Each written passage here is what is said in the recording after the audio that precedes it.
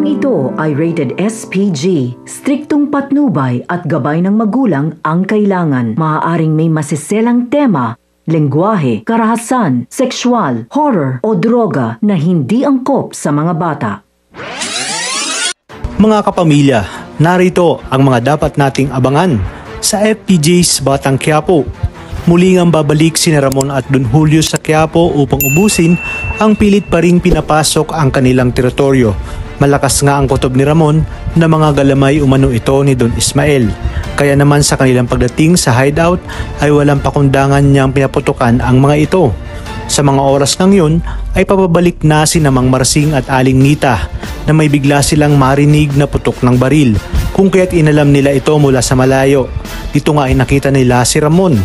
Kaya naman sinabi ni Aling Nita na ito na ang tamang pagkakataon upang makausap nila si Alberto at matanong kung nasaan nga ang kanilang anak na si Mokang.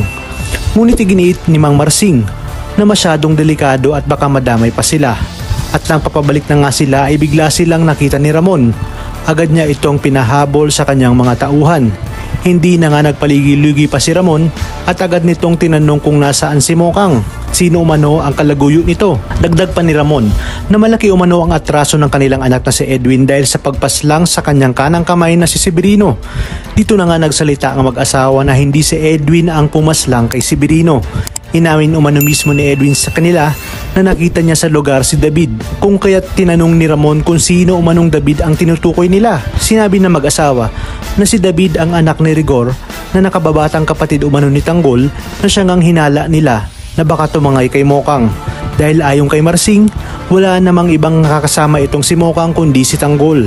Kaya naman dito naguluhan si Ramon dahil kilala pala na mag-asawa si Tanggol at ang pangalawang kapatid nito na si David na siyang binanggit ni Severino bago nga ito mamatay. Hindi nga sinabi ni Ramon sa mag-asawa na anak niya nga itong si Tanggol. Gayunpaman, nagmamadaling umuwi si Ramon upang kausapin si David dahil sa kanyang mga nalaman ay imposible umanong ito ang kalaguyo ni Mokang dahil nasa bahay lamang ito ng mga oras na hinahabol nila si Mokang kasama ang kalaguyo nito. Kaya namang gulat na gulat si David nang itanong ni Ramon na kapatid pala umano nito ang isang David Di Magiba. Ayon kay Ramon, nakausap niya ang mag-asawang Marsing at Nita. Nalaman niya umano na may nakababatang kapatid si Tanggol at David ang pangalan nito.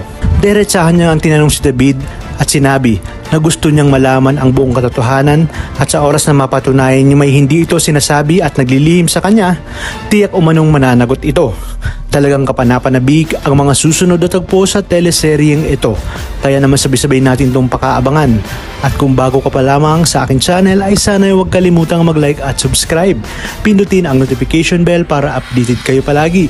Maraming salamat sa inyong panonood at hanggang sa muli, kapamilya.